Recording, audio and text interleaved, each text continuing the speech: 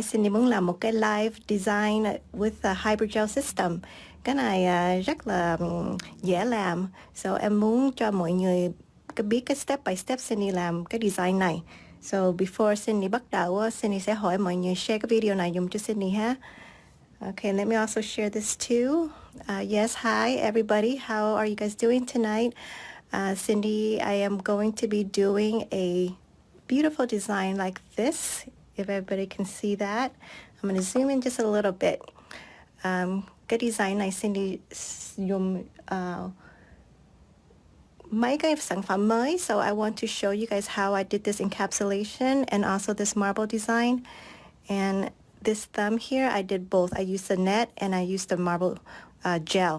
So yes, hôm nay Cindy sẽ bắt đầu làm cái design này ha.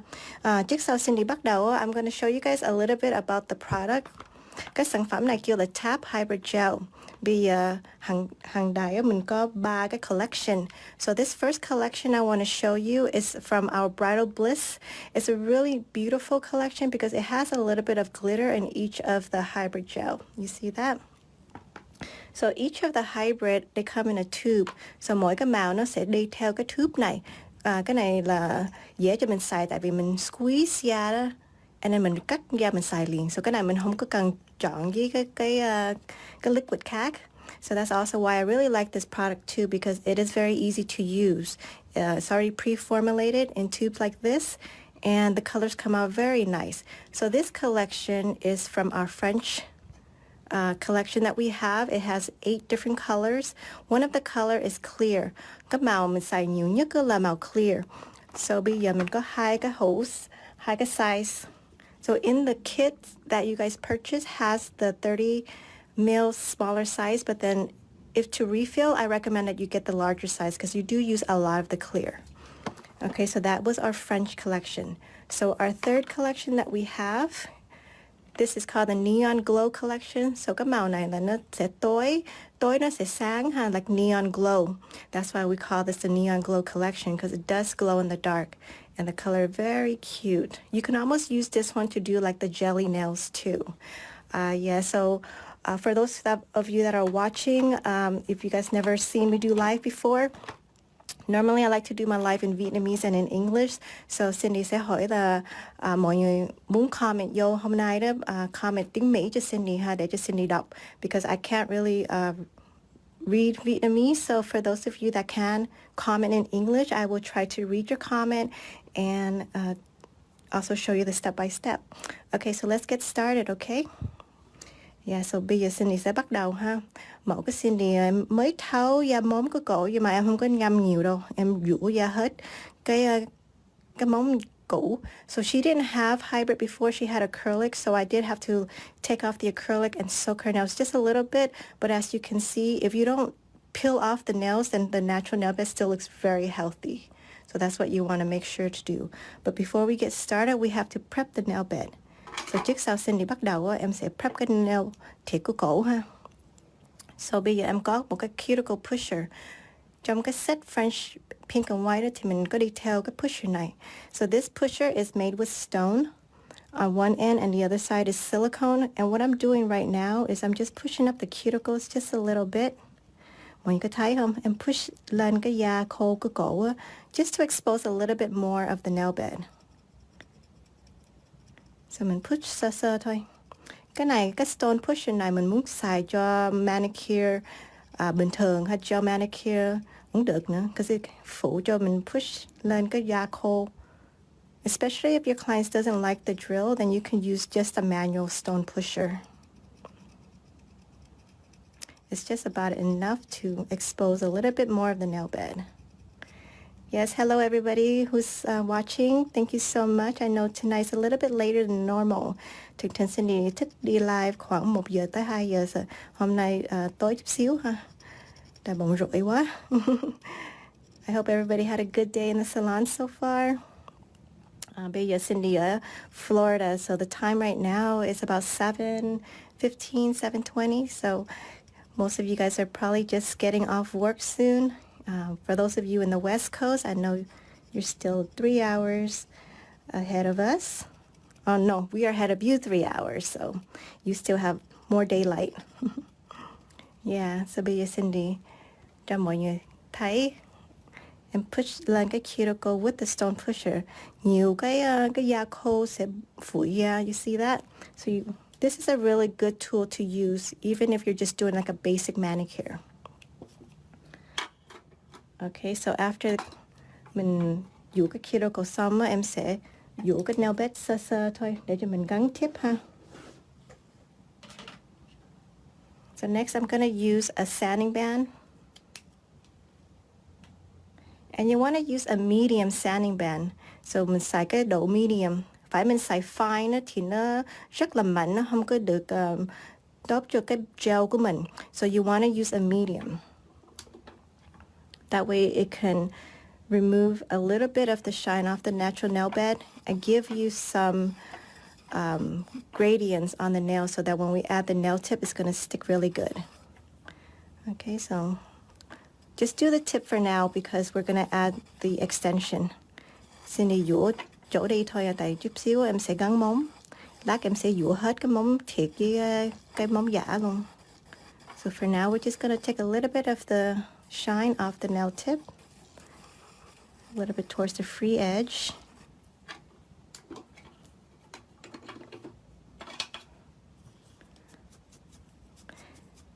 Okay. Yes, hôm nay mọi người có khỏe không?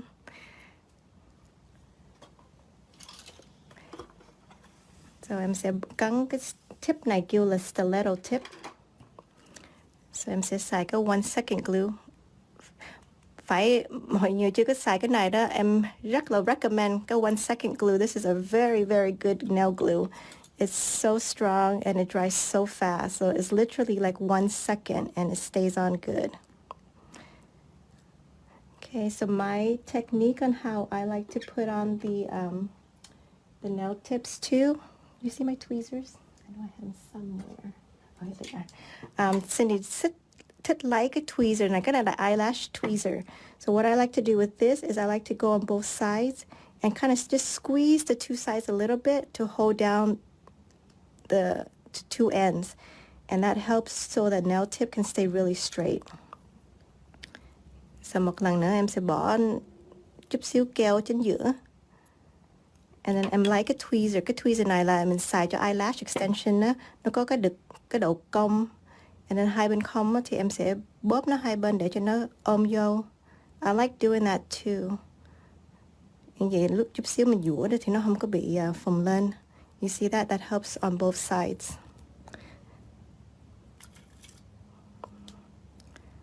Okay, phải cái tip này nó bự quá thì mình sẽ dũa nó chút xíu thôi để cho mình custom. Okay, mình cầm cái nail tip, mình bỏ một drop trên giữa. And then em lấy cái kéo của em bỏ để hai bên cong. So I like using the eyelash tweezer that is curved like this just to help me squeeze it on both sides, especially if you have nails or if you don't want to get stuck to your client's fingers, you can use the tweezer method. Okay. Yeah, cái tip này nó very easy to glue on tại nó dài với nó không có phải nó không có thick quá nữa.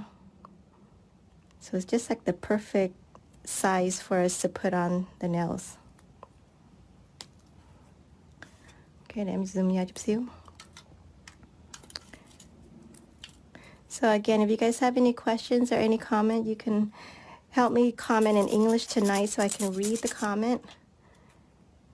And if I don't answer anything, I will look back in the video and help you guys later on. But make sure you guys follow us on nailsjob.com so that way we can help share videos on how to use the hydrogel system ha.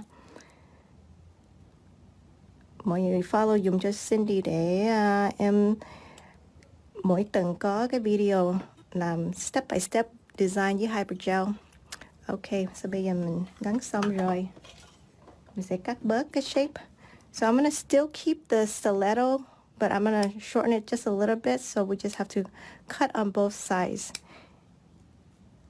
Yeah, Sydney rất là thích xài cái móng này tại vì even though we go a little bit shorter, cái shape nó dễ cho mình giữ cái stiletto.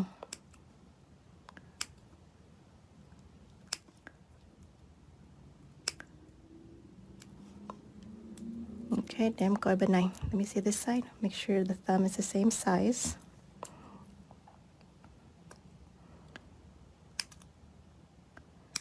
Hôm nay Cindy sẽ làm cái móng này nó dài mà nó không phải là hết nguyên cái móng giả.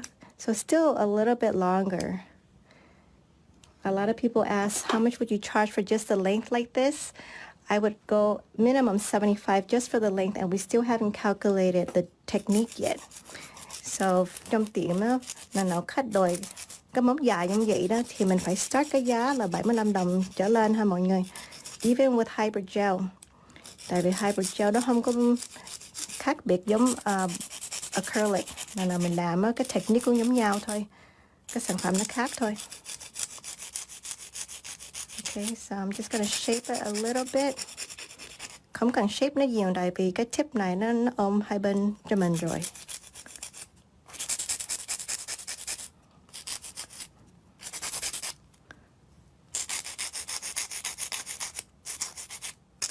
So hôm nay mình sẽ làm hết nguyên cái móng này là gel ha. Cái này là kêu là hybrid gel.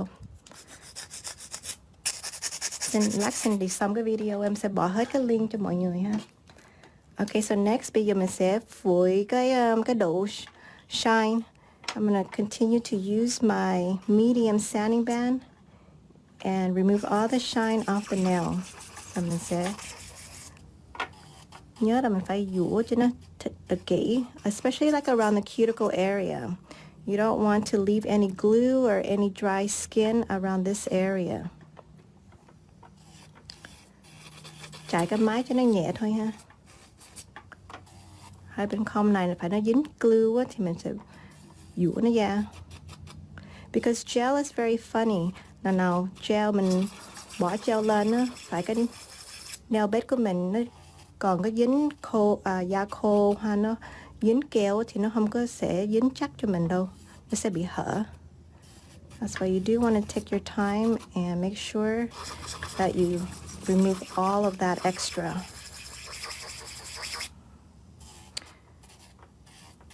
And also just use a medium sanding band, đừng có xài cái coarse, tại vì cái coarse nó sẽ dũa hư cái móng tay của khách thiệt, cái móng thiệt của khách nào, okay? So just want to use the medium bit. Push back the cuticle.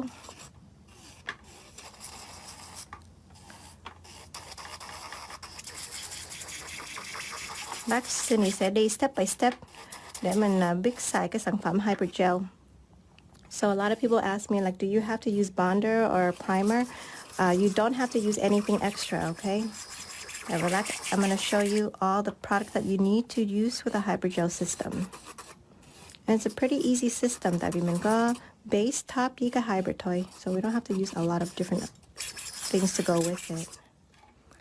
Okay, so one more technique là có một cái nữa phải khách của mình nó hơi bị hở nhiều đó. You can also use another bit. Cái này kêu là diamond bit.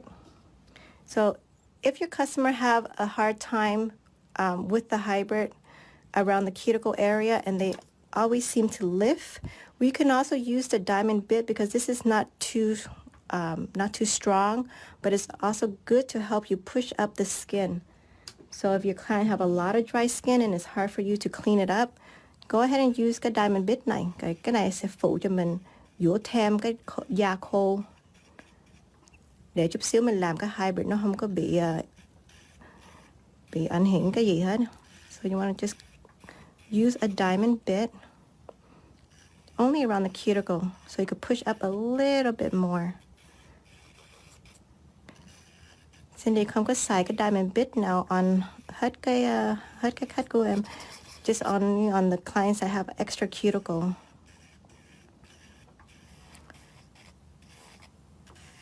Hôm nay mẫu của em cái tay của nó hơi khô chút xíu tại vì cái chuyện làm của cổ là cổ clean up like house, what you call your house cleaning, right? She has a house cleaning company, so it's like she uses her hands a lot. So I just want to show you guys another tool that I use. I like using this diamond bit to help push up the cuticles a little bit more. Okay, so bây giờ mình sẽ phủi bụi. phải mình thấy cái da khô ở đâu á, like hangnails or anything like that, you want to go ahead and trim it too. So bây giờ em thấy chút xíu da khô, em sẽ trim cho nó luôn.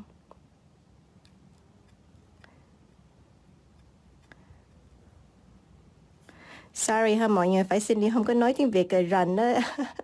I try my best, so đừng có cười Cindy ha. So if I say some of the words wrong, but I hope you understand what I'm trying to say. Okay, so if you have any extra cuticle, I'm gonna trim that too. Make sure that it's not in my way. Okay, để Cindy coi mọi người có any comment không? Yes, hello everybody for watching. Cảm ơn mọi người. Yeah, so Cindy hôm nay sẽ làm một cái design rất là cute. I'll show you some of the product that I'll be using today. So Cindy có cái này nè. So one of the nail design, I'm gonna be using this material. Cái này kêu là foil. Cái này netting foil. Em không biết mọi người có thấy cái này chưa, nhưng mà Cindy mới phát hiện cái này so nice to use, tại vì nó cho mình rất là nhiều cái design. So without doing too much, you can add like the netting and the gold flake at the same time. So I'm going to show you my technique on how to put this on, especially using hybrid gel. Tại vì cái này mấy cái design mới giống vậy đó, chắc mình không có nghĩ tới cái hybrid gel để cho mình xài chung cái design này. Nhưng mà I'm going to show you how to do some of these cute design, especially you see one right here. Okay, and then we're going to have also butterfly too. Okay, so let me get my hybrid gel system ready ha. Hôm nay Cindy sẽ xài cái màu số 6 and also màu trắng. Màu số 6 với màu trắng, this is part of the French collection. So number 2 and number 6. And then also, like I said, we use a lot of clear. So in your kit, if you buy the French collection, you get this size, but you can also buy the clear in the big size. Cái clear em xài nhiều nhất ha. Okay, so trước sau mình làm cái gì á, we have to prime the nail bed. So our system là mình có cái base gel. Cái base gel này nó có primer với bonder sẵn rồi. So you don't have to use another primer or bonder before you use our base gel. It's already formulated inside. Nhớ là mình không có cần xài cái liquid khác ha. So you just have to make sure that the nail bed is completely dry and clean. Make sure you remove all the dust. And then mình sẽ bỏ một lớp base gel. Cái base gel của mình nó đặc hơn bình thường ha mọi người. You see that? It's like a lot thicker than most base gel, so you don't have to use a lot of it. You just want to make sure that you cover the entire nail bed. Lần nào mình làm fill ha, mình làm bộ mới đó, mình sẵn phải bỏ một lớp hết nguyên móng luôn ha. So even if you're doing a fill, you're going to want to make sure that you base the entire nail bed. Okay, just one thin layer. Stay away from the skin. Nhớ là mình đừng có đụng cái da của khách ha. So with any kind of gel product, mình không có đụng da, tại vì là nào mình bỏ cái nail vô cái máy để cho nó hơi đàn đó, cái gel nó sẽ swell up a little bit, nó sẽ nở chút xíu. So mình nhớ là mình phải cho nó da, cái đừng có đụng da at all. So you see that? I just stay away from the cuticle just a little bit.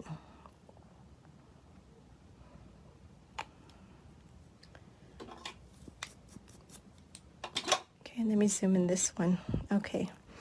So lần nào mình bỏ base gel, nhớ là mình đừng có đụng da ha. Just stay away from the cuticle just a little bit. That's also one of the reasons why if you have a problem with lifting, it's because you put the base gel or any of the gel on the skin. And then when it cures in the light, it's going to swell up. So it's going to be on top of the skin. So nhớ là mình đừng có bỏ đúng cái da. So you see a little bit of the cuticle area is a little dry, but that's okay. Okay, so bây giờ mình sẽ bỏ vô máy. So go ahead and put your hands in here. Mình hơi đèn cho nó 60 giây. So you can cure the base gel from 30 seconds to 60 seconds, but don't over cure it over 1 minute, because if the base gel is over cured, then it's going to not have that sticky layer that we want. So mình hơi đèn cho nó 30 giây là đủ rồi, nhưng mà đừng có hơn 1 phút ha. So hơn 1 phút thì nó sẽ làm cái base gel cho nó khô quá.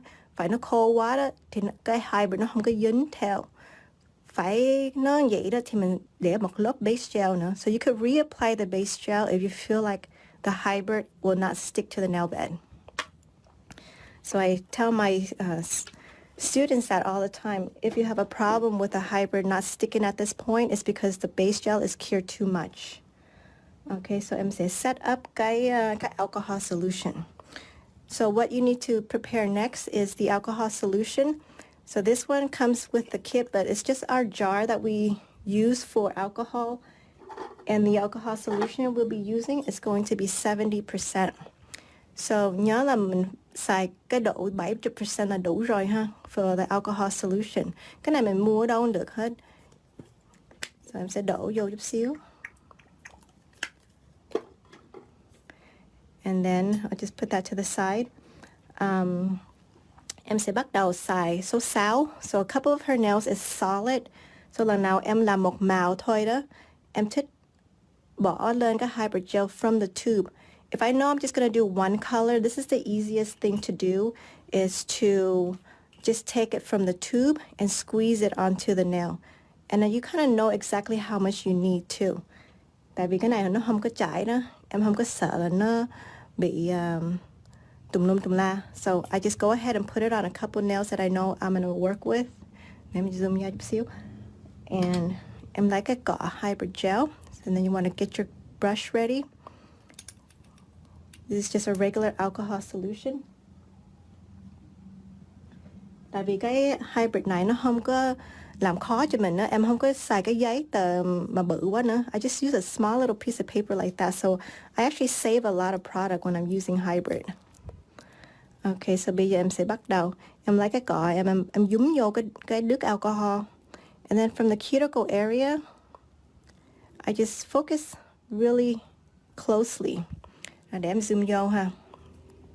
Cái chỗ cuticle á, mình không có cần đi lẹ đâu, tại vì cái bột này nó không có khô ha. So I just want to make sure that I get a nice thin application around the cuticle. Em để nó xuống trước để cho nó dính. And then afterwards, I can focus on the rest of the nail bed. You see? Lần nào em xong cái chỗ này rồi đó, em không cần đi come back to it. So I just want to make sure that I focus from top to bottom, especially if I'm just doing one color. Mình đi từ từ thôi, mình tap, and then mình smooth. So that you're just doing like a tap and smooth motion.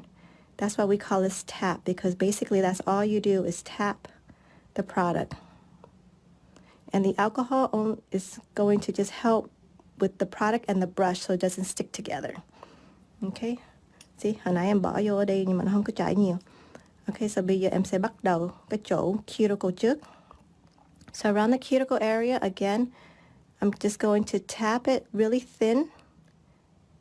And mình lấy cái nước alcohol để cho nó phủ cái cọ không có dính cái bột. And then mình sẽ quay, xoay hai bên. So make sure cái hai bên không á, mình không có thiếu hai chỗ này. Cái hybrid gel nó không có phải cứng giống bột ha mọi người. So if you do long nails like this, you want to make sure you build a nice thick layer. Not too thick, but around this area here, cái độ chính giữa đó, cái này kêu là apex, mình phải build cho nó đủ dày để cho nó không có bị gãy. So if you're doing a long nail like this, you don't have to make it wide, but you do need it to be a little bit thicker around the middle. So that way nó không có, it won't break. And then we just use the alcohol and smooth both sides, and that gives you a perfect shape. So you just follow the nail tip. Mình không có cần đi lẹ đâu. Lần mình làm vậy đó, mình muốn đắp cho nó hơi kỹ, lát mình dũa đó thì mình không có cần dũa nhiều. Okay, so this one is going to be a French. And we're going to do a reverse French. Cái này kêu là deep French. So để cho mọi người coi cái móng này. Okay, so we're gonna do this deep French, and I'm gonna cut it with the metal tool. Lát Cindy sẽ lấy cái đầu sắt này nè. And then em sẽ cắt cái deep French ha. So the cutter is good for acrylic and is good for hybrid gel. Có nhiều cái mình xài cho bột bình thường, mình xài cho hybrid cũng được nữa. It's just one good thing about hybrid là nó không có mùi, nó không có cái mùi chemical, and it's actually very easy to use. Okay, so Cindy sẽ spread and tap cái hybrid. So after I get the hybrid có đủ dài rồi đó, em sẽ lựa ra cái size nào mà nó vừa cái V. So this is a good size for that. So em sẽ quay nó ngoài sau, em lấy cái nước alcohol, em brush hai bên giống vậy. So I'm gonna use the alcohol behind the tool, so that way when I cut it, it's not going to stick. Which one did I do? Okay, so bây giờ xin sẽ gắn, I'm gonna make sure that I got the center of my V, and then I'm just gonna push down. And that's going to create that nice V shape for me. Phải mình cần chỉnh sửa đó thì không sao, tại vì cái này nó chưa khô. So em sẽ chỉnh sửa cho nó đi chính giữa. Okay, so it's very easy to cut the V with this hybrid gel system. Thank you so much everybody for their hearts. Cảm ơn mọi người thả tim ha. Okay, so bây giờ Cindy làm xong 3 móng rồi, em sẽ bỏ vô máy cho nó hơi đèn. Okay, go ahead and cure this for 60 seconds. Lần nào mình hơi đèn á, thì mình hơi cái hybrid mình sẽ hơi cho nó 60 giây ha. So 60 seconds for the hybrid and 30 seconds for the base gel. Okay, so the next nail Cindy sẽ làm á, em sẽ bỏ lên cái material này kêu là netting foil. I'm gonna put a little bit of the white gel first. So em sẽ để chút xíu màu trắng để cho nó có một cái foundation. Okay, so that's good. You see that French line? Beautiful. Rất là dễ làm. Okay, so I'm gonna go ahead and take a little bit of my white. Em bỏ chút xíu màu trắng để cho nó có một cái nét thôi, một cái foundation. Like em bỏ cái nét để cho nó show up. Cái màu trắng thì nó cứng hơn cái màu khác kia ha mọi người. So if you start using this product, you know that each color works a little different, especially the white color. It's a little bit more harder, but it's still easy to move. So I just put a little bit more pressure. So em đè nó nặng hơn chút xíu thôi, compared to cái màu khác kia. Especially like clear is very soft. Pink is medium and the white is a little bit harder, but still very easy to use. Nó không phải là nó cứng tới mình không có move nó được, nhưng mà mình phải đè nó chút xíu nặng hơn. I hope that makes sense. Okay, để em just use the white for a little bit of foundation. Okay, so bây giờ em có một cái foundation em muốn bỏ vô máy. We could do this too. Might as well just do this, repeat the same technique so you guys can see this again. Okay, để em bỏ chút xíu màu trắng để cho nó có cái màu ở dưới ha. So this one I'm going to do opposite. I'll do the white on top. And I'm going to ombre it down to the tip area. So maybe leave the tip a little clear. So cái màu trắng này là mình xài nhiều nhất cho pink and white French. But you can also use this for ombre too. It's a really beautiful color. Cái này nó trắng nhưng mà nó không phải là trắng tươi, giống mình không có see through. So it's a little bit more on the natural side. So Cindy sẽ tap cái màu cho nó đủ hai bên. And then wherever you want to ombre, you're going to take your brush and mình lấy cái cọ cho nó hơi khô chút xíu ha. And then mình sẽ đè nó xuống. And then mình bay nó. So this way is a really easy dry brush to ombre to the tip. That way, if you have too much alcohol thì nó sẽ chảy, nó sẽ tuột thôi. Nhưng mà phải mình không muốn cho nó smooth quá đó, mình muốn cho nó ombre thì mình lấy cái cọ của mình. And then mình đi nó hơi khô. So to ombre, you want to use a dry brush. Okay, so we're going to go ahead and cure that one more time. So mình bỏ vô máy 60 giây. Okay, để em coi mọi người có comment nào không? Yes, Cindy hỏi là mọi người, if you have any comment, please comment or question in English. That way I can read and reply. But if not, I can also help you later on when I have my friends to translate. Yes, chị Kim Vũ, chị viết vào tiếng Mỹ cho em ha. So Annie Nguyen asked, how much is the set? So this set I would normally charge with the design and everything when I'm done at least 95 to 125, depending on, of course, your location. But for my clientele, I usually charge them about 125 for nail art like this. To start off, if you're just doing like a basic hybrid gel, you can do a full set, normal length for about $65. Dạ, chị Julie Lê, chị viết vào tiếng Mỹ cho em ha.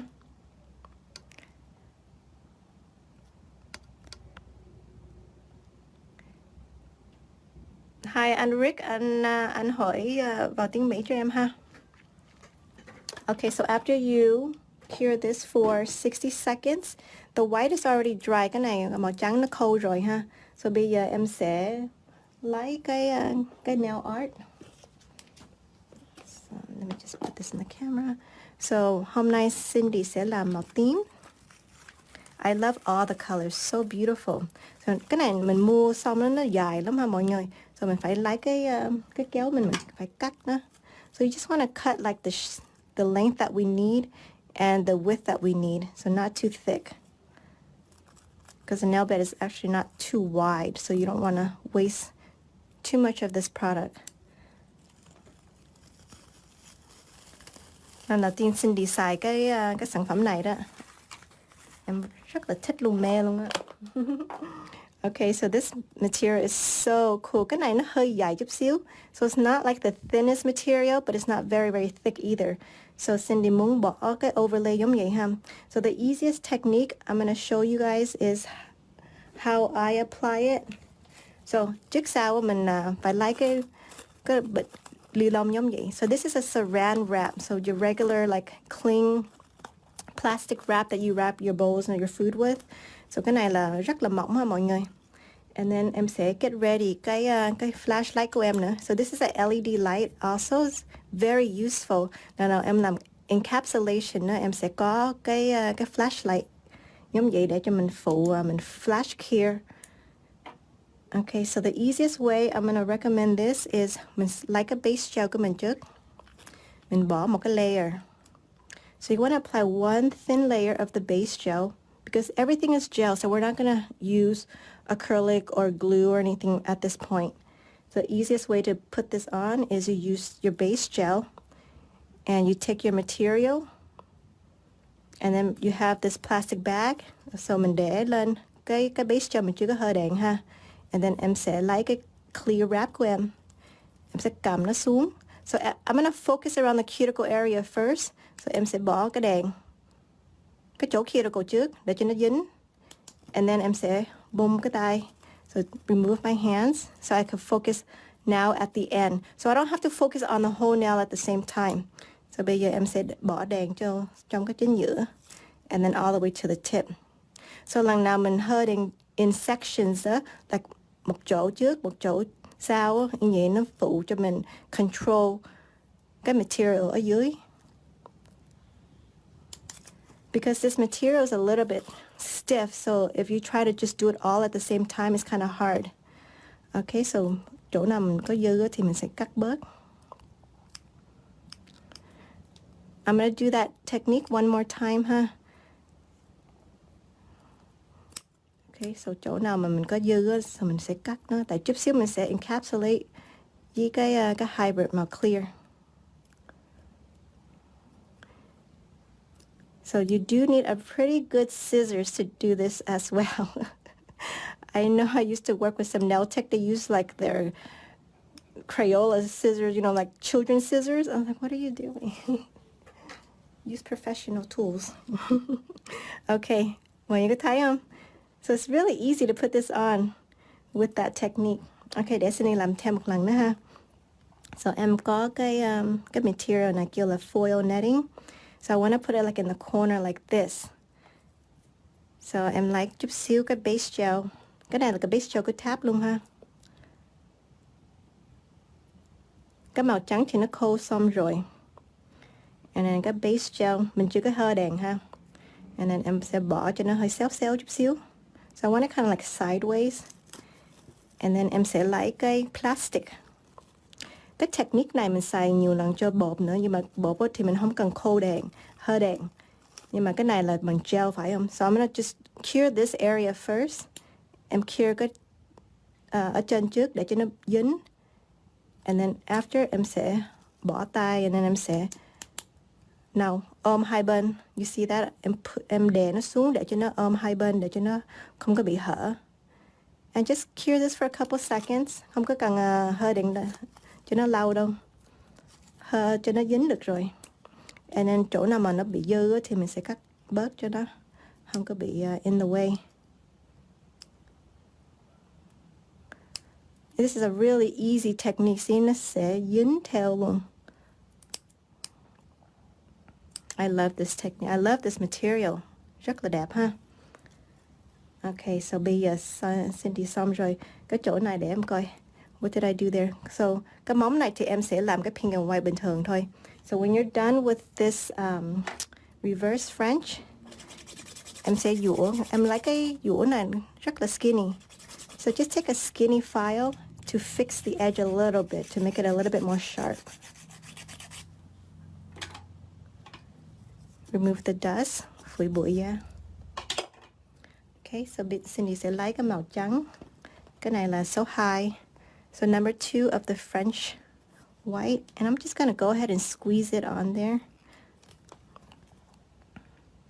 Để cho nó dễ cho mình, mình lấy cái màu á, mình squeeze lên được rồi.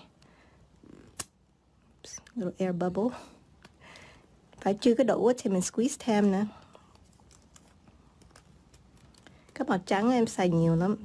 Even if you're not doing like French pink or white, you still use a lot of the white hybrid for the nail art. Okay. And then em lấy cái alcohol. Nhớ là cái alcohol nước này là 70% alcohol ha. So this is not anything that is crazy. It's just regular alcohol solution, 70%. So cái này là 70%. Okay, bây giờ em sẽ connect cái màu hồng với màu trắng. Em sẽ đẩy nó lên. So first I'm gonna focus around the French line. Em để cái màu trắng để cho nó đủ hai bên trước. So mình đẩy nó lên. Cái cỏ của em hơi khô chút xíu, không phải nên nó, em không có bỏ nhiều cái alcohol nước đâu. Lần nào mình bỏ nhiều quá đó thì nó không có được control cái bột cho mình. So if I want to smooth the hybrid, then I use a little bit more of the alcohol. But when I want to control the hybrid, I use it kind of dry. So lần nào nó ướt quá thì nó để cho mình smooth thôi. Mình muốn đẩy nó lên ha, mình muốn control cái bột á, thì mình để cái cọ của mình hơi khô chút xíu.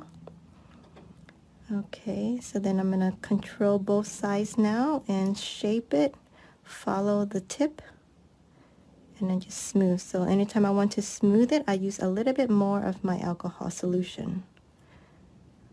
Để cho mình control hai bên này. So I could have the shape at the same time. That way we don't have to come back and shape too much later. Okay, even if you want to, you can just use your hand. Yes, you guys like that? Đẹp ha? Okay, so hai móng này em sẽ encapsulate. So when you do encapsulation, you're going to use the clear from your Hybrid Gel collection here. This is our just regular clear. So you can do two techniques. You can just put it on like this. Để cho nó đủ dài luôn. Okay. And then em lấy cái nước alcohol của em. So một cái em muốn nói bằng cái bột clear này đó is mình muốn cho nó hơi trong, hơi clear đó thì mình đừng có bỏ nhiều cái alcohol, mình đừng có đập nó nhiều quá. So in order to keep it very clear, if you guys can see my technique, I don't use a lot of tapping. I just want to make sure that my strokes are very gentle, and that way I can control the application, but also at the same time I won't make my clear too cloudy. Đằng nào mình tap nó nhiều quá đó thì nó sẽ làm cái bột cho nó mờ. And it also create a lot of air bubble too. So you want to just take your time and do gentle strokes. So that way your clear can stay very, very transparent. Phải mình đè nó tap nó nhiều quá đó thì nó sẽ bị mờ. So that's one thing I noticed about the clear. Mình muốn build cái độ dày cho nó ha. So just tap and smooth at the same time. And you don't have to tap too much. When you want to smooth the nail, just use more longer stroke. And then cái chỗ kia go thì mình sẽ rửa nó thêm một lần nữa để cho make sure nó không có bị chảy lên cái da. Okay. Alright, so this is the one that I use. A little bit of white on the top. So you can also just squeeze it from the tube like this. Cut it with your metal spatula. So có xin đi cho mọi người thấy hai cái lúc làm. So one, you could squeeze it directly onto the nails. Second, you can also squeeze it and then cut it off with the brush. Either way is whatever's easier for you. Okay, so cái chỗ cuticle nhớ là mình đừng có cho nó đụng da nhiều quá, mình có cái cơ hội để cho mình rửa nó. So because cái này nó không có bị khô liền á. We have a lot of time to work with it also. But remember with the clear, mình đừng có tap nó nhiều quá ha. If you want it to stay clear, you just have to smooth it out and try not to overwork it. Mình đụng nó nhiều quá, nó sẽ bị mờ, nó sẽ có nhiều cái bubble. So mình muốn kéo nó xuống thì mình lấy cái cọ của mình hơi khô. And then mình kéo nó. Okay, on both sides, I'm just going to fix it. Bring it back in để nó có cái shape. Okay. Very beautiful. Okay. So mình đắp xong hết rồi mình sẽ hơi đèn cho nó 60 giây. So I'm going to go ahead and have her cure this for 60 seconds because everything is already finished. Bỏ vô đèn. Mình xài đèn nào cũng được hết. Nhớ là mình phải xài cái đèn cho nó 48W higher. So whenever you're using your LED lamp, just make sure that it's 48 watts or higher. If it's under 48, like 24, or sometimes I even have 19 or 9, you have to cure it a lot longer. So with the 48 watts or higher, you can just cure for 1 minute. Okay, rửa cọ là also very important to clean your brush good. You want to make sure that you use the alcohol that you were using for the application. And mình sẽ rửa cho nó mấy lần luôn ha. Em sẽ lấy cái giấy em sẽ squeeze hết da cái alcohol luôn.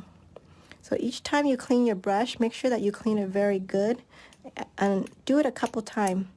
Em rửa cho nó mấy lần luôn để cho nó rửa rất là kỹ, không có bị dính gel. Tại vì lần nó bị dính đó, thì lát mình xài lên thì nó sẽ bị cứng ha. And then when you finish with everything, make sure you also cap it. Nhớ là mình bỏ vô cái nắp. Như vậy nó mới giữ cọ lâu. Ok, để em coi. So far mọi người có thích cái design này không? So thường trong tiệm em sẽ lấy khách cái bộ này khoảng 100 mấy luôn á, 125 đồng. Em chưa có bỏ design, chưa có bỏ hộp xoàn nữa. Bỏ hộp xoàn thì sẽ chắc chắn là ăn thêm nữa, phải không mọi người? Okay, so right now it has a little bit of a sticky residue. You can just take your alcohol solution and wipe it. Before this, Cindy recommend là mình lấy cái top gel, mình sơn lên một lớp, and then mình hơi đèn, and then mình dũa, phải không? So either up to you guys can do it that way. You can seal it with the top coat first, and then file, or you can just wipe it. So either way, okay? Sometimes Cindy thích bỏ cái clear top coat lên để trước sau mình dũa because it really gives you a nice smooth finish. But even with just wiping, it's okay too.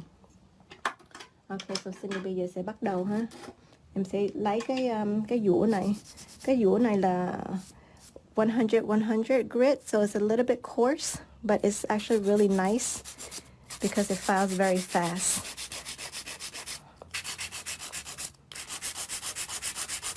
Phải mình không có cái 100% á, you can use any. Even 100 and 120 is good for hybrid gel too.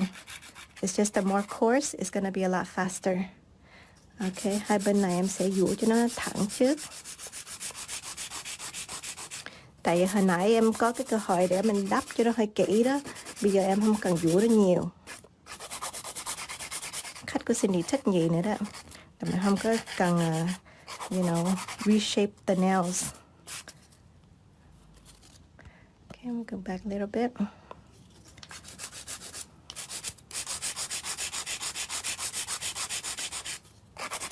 So hôm nay mình sẽ làm một cái long stiletto ha. Khách của em nói là yes. Yeah, we don't really do a lot of stiletto, right? On more of the square, the coffin. Squares, yeah, anything short. Yeah, hôm nay Sunny dụ khách của em làm móng dài nữa. Thường cậu thích ngắn hơn.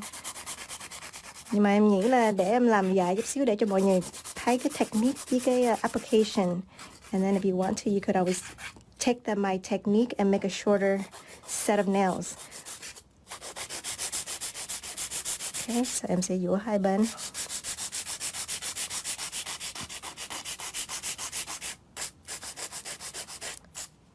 So dũa đó nó không có khác biệt hơn cái bột acrylic. So when you're shaping it, there's nothing difference between shaping the hybrid versus shaping acrylic product, okay? It's the same technique. You don't have to be too gentle. Okay, bây giờ Cindy sẽ lấy cái đầu dũa này, cái đầu dũa này kêu là safe smooth bit. So I like using this one because it's a 5-in-1, and you can use it from the cuticle all the way to the nail beds. Yeah, so bây giờ em sẽ dũa cái chỗ cuticle. Tại hồi nãy em không có cần worry about cái cuticle, tại em có cái cơ hội để mình đắp cho nó hơi mỏng đó. Bây giờ mình dũa, mình không có cần dũa nhiều. And by smoothing the alcohol and the brush, it helps you to get that smooth application. So thường á, Cindy không có dũa trên mặt cho nó nhiều đâu. Tại vì it's already smooth, so you don't really have to do too much. That's the one good thing about hybrid gel, that you can control it 100%. So for beginner nail tech, this is really good for you to learn. Em có nhiều khách muốn học luôn đó, tại vì nó nói là cái này rất là dễ. Nó thấy Cindy làm nó nói wow, that's really easy. Em sẽ dụ chút xíu thôi. Okay, cái chỗ cuticle, we just want to focus that a little bit. Nhớ là nó bị around the cuticle. You want to make sure you don't have anything on the skin.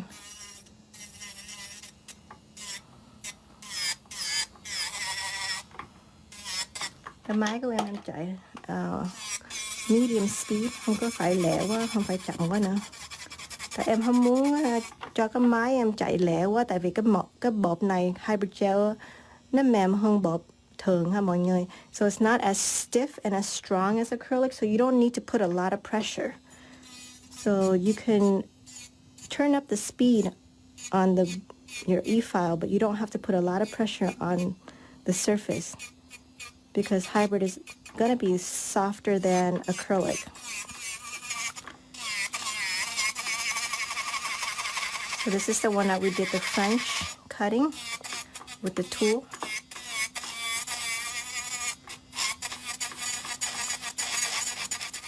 Hai màu này rất là đẹp ha, màu số 6 với màu trắng. I love this French. Bự quá, so whenever you file the hybrid gel, nó bay lên nhưng mà nó sẽ rớt xuống liền. So em thích cái hiệu nó là nó không có phải bay bụi quá. So the particles are a little bit heavier than regular hard gel, so it doesn't fly a lot, which I like too. Okay, mình xong hết đó thì em sẽ lấy cái buff xíu thôi. So if you want the surface to be really shiny, you're going to buff it a little bit more smooth, okay?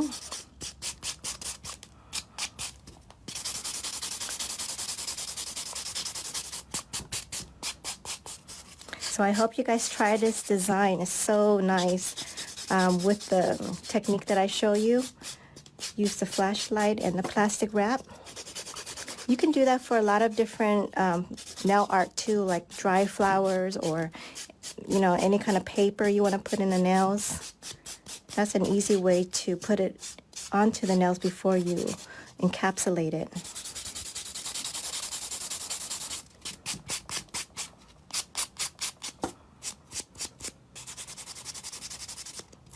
So hôm nay Cindy làm một cái design a little bit plain but still very interesting. Cái này là không phải là, you know, too plain, right? You still have a lot of designs on here, a lot of technique. Okay, so when you're done with everything, mình sẽ rửa cái móng. You can take the same alcohol. Hồi nãy mình xài cái alcohol đó, mình lấy nó mình rửa cái móng luôn. Hay mình kêu khách đi rửa tay cũng được nữa. So that's gonna be really beautiful, that one.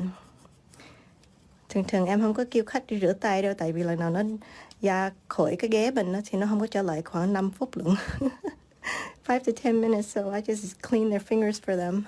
I was saying that normally I would just wipe the nails and then continue with the design or finish it off. Because when you ask the client to go wash their hands, it usually takes another 10 minutes of your time, especially when you're in a rush. You don't have that time. Okay, so you just want to make sure the nail surface is dry. Okay, so I just wipe with the alcohol. You see that before you put the top coat, and then after top coat nó rất là sáng ha. Okay, so bây giờ Cindy sẽ làm cái design with the gel marble. And this is a really quick and easy technique. So trước sau em sẽ lựa màu. Em sẽ lấy màu đen, màu trắng với màu purple. So I also have this purple here too. Cái này là số G28. And then you have your traditional French white and your black. Màu đen với màu trắng em xài nhiều nhất. Okay, so the easiest way to do this is bây giờ mình lấy cái top gel của mình. So this is the top gel. This is for your final finish. When you're done with everything, you can use this, but I'm also going to use this to show you how to do the marble design. Okay, mình sẽ bỏ một lớp mỏng thôi. And put a thin layer of this top gel. I'm going to do this on the nails that I'm going to do the marble design on. Okay, and this one too. Em có hai món em muốn làm cái marble design. Okay, so em sẽ bỏ một lớp mỏng thôi. Nhớ là phải mình làm cái móng dài giống vậy đó, mình phải cho nó có độ dày ha. So you see here, I gave her that apex in the middle. Even though, you know, from the top part it doesn't look thick, but on the side you want to make sure you give enough around the center so it doesn't break. Okay, so bây giờ Cindy sẽ lấy màu gel. Em sẽ lấy số 2 trước. So I usually like to go from light to dark. Phải em xài 3 màu, em thường em thích xài lấy cái màu trắng nhất á, để cho mình bỏ lên trước để nó không có bị lam cái cọ. Okay, so I'm just gonna take it and from the edge, em sẽ làm một cái line thôi. Just a couple. Tại vì ở dưới này nó có cái top gel nó chưa khô á, nó phụ cho cái màu cho nó mở lên. So it's kind of like nó self blossom. So next I'm gonna take the purple, just straight from the brush. Tại vì muốn làm cái gì cho nó lẹ, cho nó gọn. Okay, so I'm gonna take that and just kind of wiggle a little bit. Okay, để em zoom vô chút xíu ha. Okay, and bây giờ em sẽ lấy cái màu đen. So I'm gonna take my black now. Straight from the bottle. Just try to make it easy. And make sure to take a lot of the color off. Đừng có cho nó dính nhiều quá ha. And then mình lấy cái cọ from the edge. And then mình quậy nó lên thôi. So it gives you that marble effect without doing too much. You see that? I don't have to use anything else. Any extra? Bỏ vô hai bên. Okay? And now we do the other one. So I start with the lighter color. This is a very easy technique on how to do marble. So make sure you don't have too much on your brush. Because you do, it's going to give you too much pigment.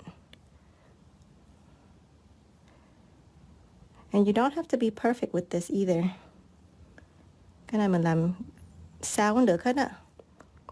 Tại vì nhớ là marble is not perfect. Okay, so bây giờ em sẽ lấy cái màu đen.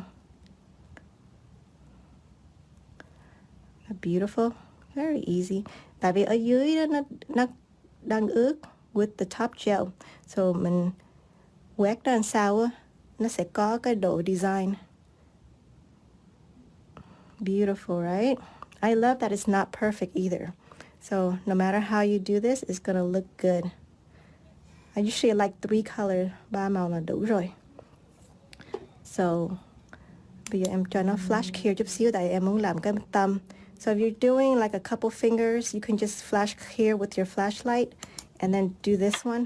Tại vì em không muốn cho mấy cái bóng kia nó bị đụng á.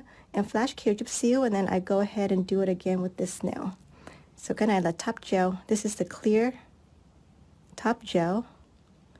Put one little layer. And then I take my gel polish. And then I'm just going to do a little bit of the marble design.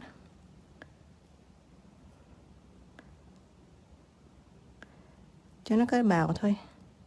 Just a little bit. To kind of like break up the line a little bit. And then chút xíu màu đen.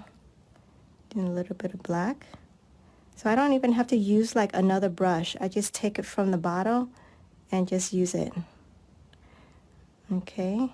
And then if you guys want to make sure that you clean your brushes before you put it back inside. All right, so when we're good with that, xong hết thì mình sẽ bỏ vô đèn. All right, so we're going to cure that for 60 seconds. Mình sẽ bỏ vô máy 60 giây ha.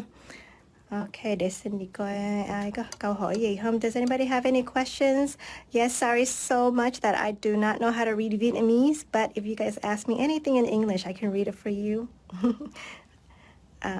If I don't answer any of your questions right now, I will definitely go back into the video and try my best. Thank you so much, everybody, for watching tonight. I hope you guys take some of my technique and use it in your salon, because this is technique that Cindy, the ones that I'm showing you, is what I actually use in my salon day to day. So for those of you that are interested in hybrid gel, this is, one of the techniques that I like to show you how to apply like a solid application, and also the pink and white. This is also very beautiful. I'm going to finish this nail with just a regular butterfly decal. I'm going to like a butterfly holographic. So because I already used one side of the wing on the other finger, I'm going to use the opposite wing. And let's see. So make sure that I have them mirror each other. You see? Hai bên này em bỏ hai cái wing. Just make sure that I just push it down. Best thing to do is on the dry surface. That way the sticker will stick onto the nail very good. So make sure you don't have any oils on the nail bed. And then right away you're going to put the top coat and cure that for 60 seconds. So mình bỏ cái sticker xong á, mình sẽ hơi đèn cho nó hơi liền ha. Tại vì không á thì cái sticker nó sẽ bị hở chút xíu. But even if it does come up a little bit, it's like a little 3D, that's okay. Just make sure you fill that area with gel polish. Okay, so this is the hand that I already did. So mình đợi chút xíu để cho cái móng này nó xong hết. And then em sẽ cho mọi người thấy finished look. Okay, so before we finish everything, make sure you do seal it with the top gel again. Okay, mình sẽ bỏ một lớp top gel. So these are all finished. Cái này là cái encapsulation with the net. Do you guys like this design? I really like this one. This one comes with 12 different colors. I like it. Mẫu em nói I like it. You have to like it. Oh, I love this when this one turned out. Cái này giống water marble. I just love the way, like when you take gel and then you mix it all together like that. It's so pretty.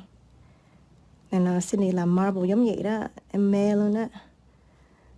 Okay, so this one's also a little bit of marble, a little bit of net. Yeah, if anybody missed cái step của Cindy, don't worry, you can play back the video anytime. I'm going to post this video and hopefully you guys can watch this over again. And if you have any questions, you can still comment and make sure you follow us every week. Okay, when you finish, just one more time, dry that for 60 seconds. Let me see. Hi, Julie. Rechargeable or battery operated? The mini flashlight, I think you're asking me about this one. This is a battery. So it's just really simple, 3 AAA battery. It's very convenient. I take my LED everywhere I go, actually, because sometimes if you want to just put on a quick top coat and you don't have time to like go back to your shop, you could just use the LED flashlight and cure the gel really quickly. So cái này là rechargeable flashlight. Em biết là Nailsjob có cái em sẽ bỏ hết cái link của cái sản phẩm em xài hôm nay ha. I'll put all the link on the website of all the products that I use so you guys can easily shop on the website for that. So when you all finish, we could just put a little bit of cuticle oil. Xong hết thì mình sẽ bỏ chút xíu dầu thôi. So nhớ là mọi người follow ha. Follow every Thursday and make sure that you guys have any questions about hybrid. You can go ahead and ask me. I try to do the tutorial at least once a week. Also, em sẽ bỏ một cái link của cái Facebook for TAP. So we also have one Facebook page for just the hybrid gel. Em sẽ bỏ lên cái link gọi là TAP Hybrid Gel Facebook. So I hope you guys enjoy this tutorial. This is a very beautiful set that we did today, and I enjoy it very much. And cảm ơn mọi người ha. Thank you so much. You guys have a good night. I will see you guys next time. Cheyenne says bye. Bye. Thank you.